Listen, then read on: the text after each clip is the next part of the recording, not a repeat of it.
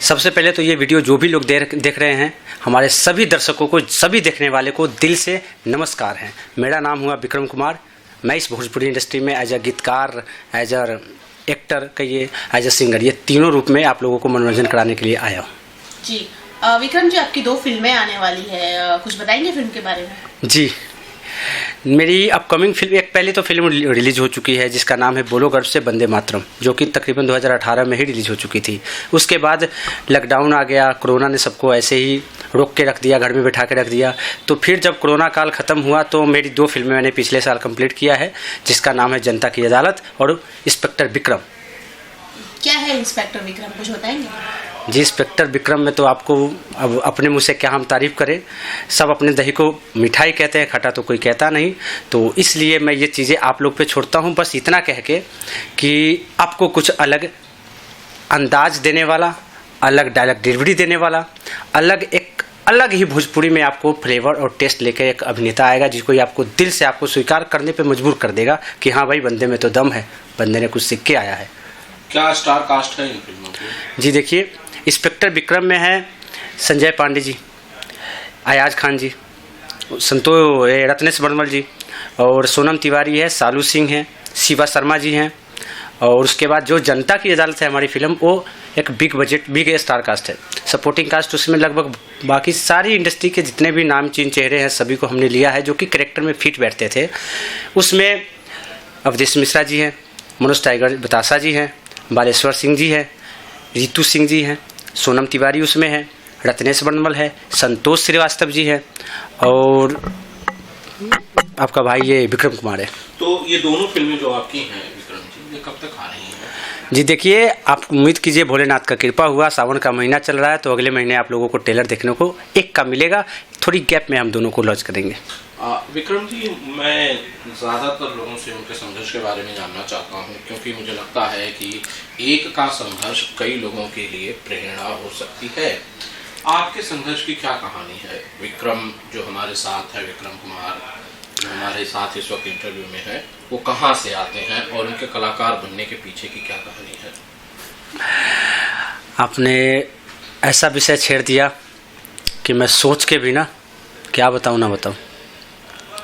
अगर मैं उन जो मैंने लाइफ में अपने संघर्ष किया, अगर उसको मैं सोचूं और दिल से बताना चाहूं तो शायद बताते बताते रो दूं, लेकिन ठीक है, बताना तो पड़ेगा ही, तो सही से बताते हैं। शुरुआती दौर में सबसे पहले इस फिल्म लाइन में आने का सपना हमें, जब मैं बच्चा था, तकरीबन 7 साल का 8 साल का था, तभी हो गया। मतलब तभी मैं सोच लिया था कि मुझे अभिनेता ही बनना है। उससे पहले मेरा माइंड में 2004-5 के आसपास कंप्यूटर सॉफ्टवेयर इंजीनियरिंग करने का शौक़ चला, जब कंप्यूटर दिखा। जबकि जब हम क्लास में पढ़ते थे, तो मैं जिस स्कूल में पढ़ा हूँ, ज्ञान ज्योति स्कूल में, तो अपने गांव के, तो वहाँ पर कंप्यूटर आया फर्स्ट टाइम। तो देख के हम उसको लेकर ना एक बहुत सारा चीज़ मतलब बताया कि ये फ्यूचर कंप्यूटर, ये वो, कल हो के इसी का टाइम है। तो हमने कंप्यूटर सॉफ्टवेयर इंजीनियर बनने का सोचा और फॉरेन जाने का सोचा, मगर फिल्म और सिनेमा ने रोक के रख दिया। इसने कहीं जाने ही नहीं दिया, क्योंकि मन में ये था कि पैसे तो कमा लूँगा कंप्यूटर सॉफ्टवेयर इंजीनियरिंग करके, लेकिन अगर नाम चाहिए कि ये जो जीवन मिला इसको एक रूप देना हो, जिससे मेरी पहचान बने, लोगों के दिल में रहूं, लोगों का प्यार पा सकूं, तो उसके लिए ये अभिनय लाइन है, और जो कि मेरे अंदर से कुट कुट के भरा था माता सरस्वती जी की कृपा से। गाँव में जब था मैं, तो इस चीज़ की इच्छा पूरा करने के लिए मैं शाम के टाइम, मेरे घर में एक ऑडियो टेप था, साउंड बॉक्स जैसे, जिसे आजकल बुफर कह लो, कुछ भी कह लो, तो कैसेट लगा के बजते थे। तो मैं ऐसा करता था स्टार्टिंग में, कभी मम्मी का साड़ी या किसी का पहन के अपने आप को इन दोस्तों में या अपने वहाँ घर में दादी के, दादा के आगे, सबके आगे नाचता था। टोले के लोग इकट्ठे करके मैं नाचा हूँ। यहाँ तक कि आपको बता दूँ कि देखिए मैं नाच रहा हूँ, आपको कैसा लग रहा है, और फिल्म में देख देख के। तो ये सब चीज़ें कर कर के फिर वहाँ से कहीं पे कनेक्शन महादेव की कृपा से कहीं जुड़ पाया मैं एज अ गीतकार के रूप में। फिर कुछ गीत लिखे, कई सिंगरों के लिए गीत लिखा, बनना था हीरो, सबको बनना होता है, उसी तरह मुझे भी स्वाभाविक बनना था। निरहुआ रिक्शा वाला फिल्म जब मैं देखा तो मेरे अंदर तो समझिए कि एक ब्लास्ट सा हो गया कि अब नहीं रुकना है, अब तो बनना ही बनना, ठान लिया सब कुछ, कहीं भी जाए कुछ कहूँ ना करो, मन ही नहीं लगता था सच कहूँ तो। एक सवाल मेरा आपसे है विक्रम जी, आपको इंटरप्ट किया, मैंने ये सुना है कि भाई शायद आप मनोज तिवारी की एक फिल्म आई थी ससुरा बड़ा पैसा वाला, उसे देखने के लिए आप बार बार जाते थे। आपने कई बार उस फिल्म को देख लिया, फिर आपके घर वालों को पता चला तो आपकी बड़ी जबरदस्त किस्म की पिटाई हुई थी। जी, बहुत सारे बच्चों के साथ ऐसे होते होंगे, आपके साथ भी बचपन में हुआ होगा। क्या होता था ना, तब सिनेमा को लोग अलग नज़रिए से देखते थे, क्योंकि हमें सबका एक टारगेट होता था माँ बाप का कि बच्चों को पढ़ाओ लिखाओ, एक अच्छा नौकरी दो। सिनेमा प्रति कुछ कैरियर नहीं था, कहाँ से जाना है किसी का कोई मतलब संपर्क ही नहीं था, कोई रिलेशन ही नहीं था इससे। जिनके थे वो बस थे, हमारे तो कोई नहीं थे। हमारे आसपास के गांव के होते ना, वहाँ के भी कोई नहीं था। तो जब मैं ससुरा बड़ा पैसा वाला मेरे मामा के साथ मैं देखा था फिल्म, तो उसके बाद मैं बहाना कर कर के फ़िल्म देखने जाता था। दादाजी की दुकान थी, उस दुकान का सामान लाने के बहाने शहर जाकर फिल्म को देखना, पैसे बचा के। कई बार तो मैं आपको बताऊं, हिंदी फिल्म जब लगते थे तो दुकान से पैसे चोरी करके, और मैं टिफिन टाइम में स्कूल से मतलब कि भाग के और जाके वो टीवी में फिल्म टिकट पे दिखाते थे गांव में, तो वहाँ पर फिल्म देखता था और अपना मन का इच्छा पूरा करता था। और देखने के बाद जो आनंद मिलता था ना, और लगता था कि एक दिन ऐसा करूँगा। वाह, बहुत शानदार। अच्छा, मुझे ये पता चला कि भाई आपके स्ट्रगल की जो कहानी है वो पंजाब से होकर गुजरती है, जहाँ पे आप नारियल पानी बेचते थे। सही, अभी तो हम बता रहे थे, उस बीच में हम लोग कहीं और शिफ्ट हो गए। तो कहानी मेरी तो बहुत दुखदायक है, बहुत दर्द, क्या कहूँ, मुझे बहुत फील होता है। बहुत कहते हैं, गाना है कि दुनिया में बहुत कम है गम है, जब दुनिया का गम देखो तो अपना लगता कम है।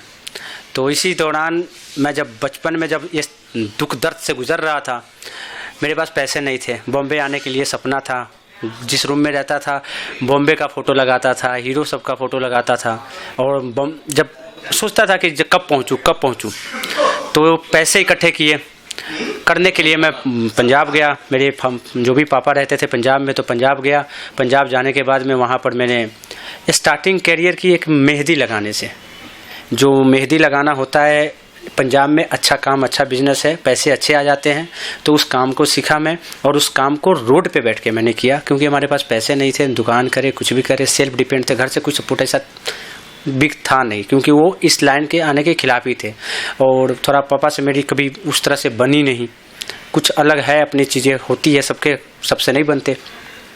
तो अपनी किस्मत ऐसी थी, तो हमने मेहंदी लगाना शुरुआत किया। मेहंदी लगा के पैसे इकट्ठे किए, तो घर पे भी देना होता था, क्योंकि हमारे कल्चर में ना एक बहुत बड़ा, देखिए क्या है ना कि हमारे तरफ के माँ बाप यही सोचते हैं कि हमने बेटा जन्म नहीं किया, हमने एटीएम पैदा किया, एटीएम बनाया है, कि हमारा बेटा जब बड़ा होगा और कमाएगा, और कमा के सब पैसा हमें देते जाएगा, और हम उसको अपने तरीके से यूज़ करेंगे।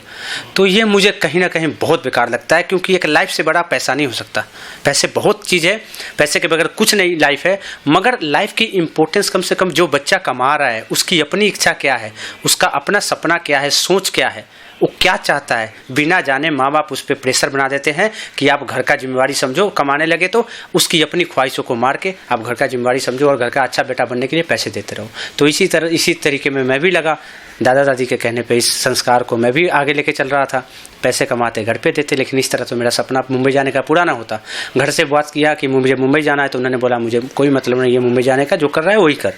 अच्छा, ऑफ सीजन होता था भैया, तो मैं एक बात बताऊँ, 6 महीने, जब वहाँ पे सिर्फ 6 महीने ही शादियों का सीज़न होता है, जबकि मेहंदी का काम चलता है। तो जब मेहंदी का काम करते थे तो ऑफ सीज़न हो जाता था, तो फ्री रह जाता था।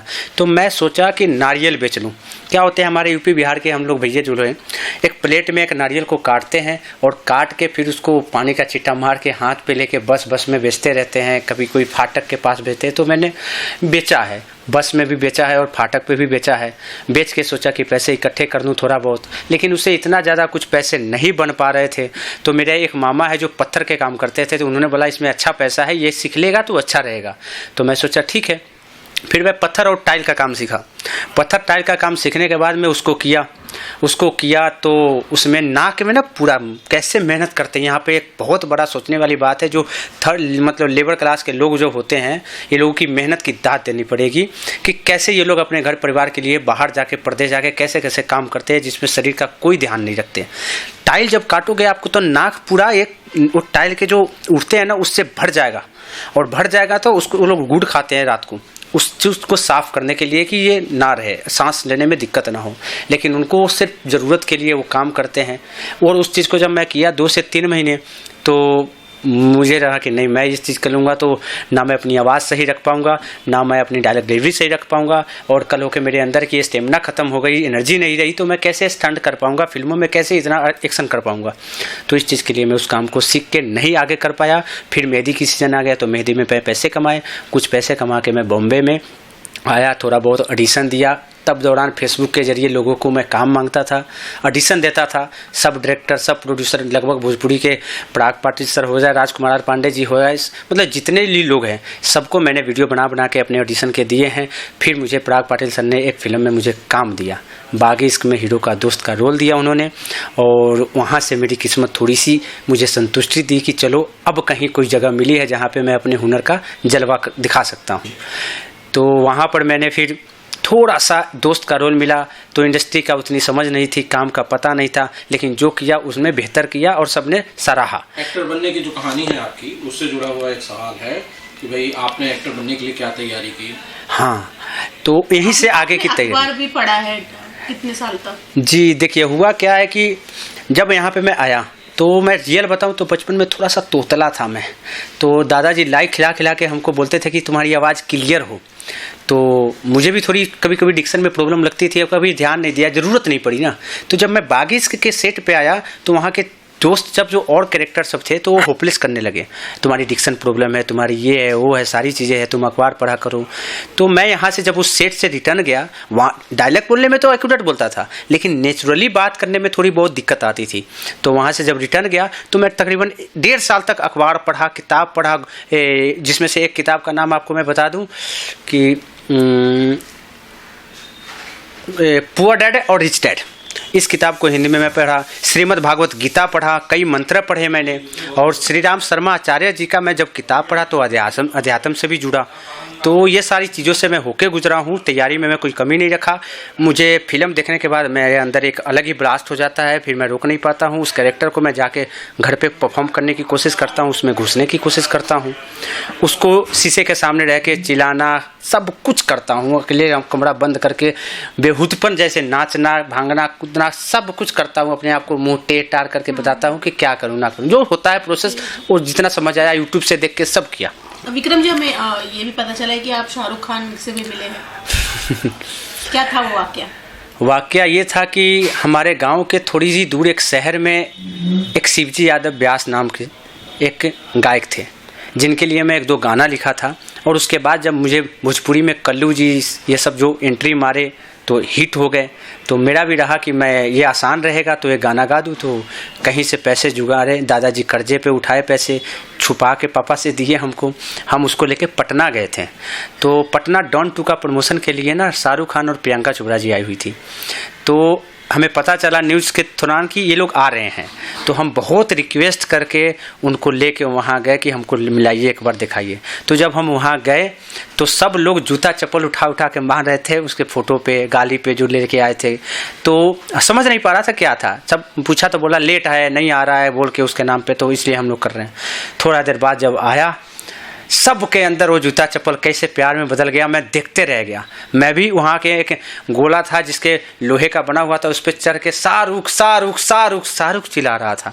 और बस उस दिन लगा कि मैं किसी हीरो को देख रहा हूँ, नज़दीक से तो नहीं देख पाया, मगर हाँ इतना लगा कि एक हीरो बनने का, एक एक्टर बनने का क्या रहता है असर। लोगों के दिल में प्यार जब हो तो वो कैसे अपने प्यार उछालते हैं अपने चहेते के लिए, ये असर और कर गया कि इस सिनेमा लाइन को नहीं छोड़ना है, इसमें नाम करना ही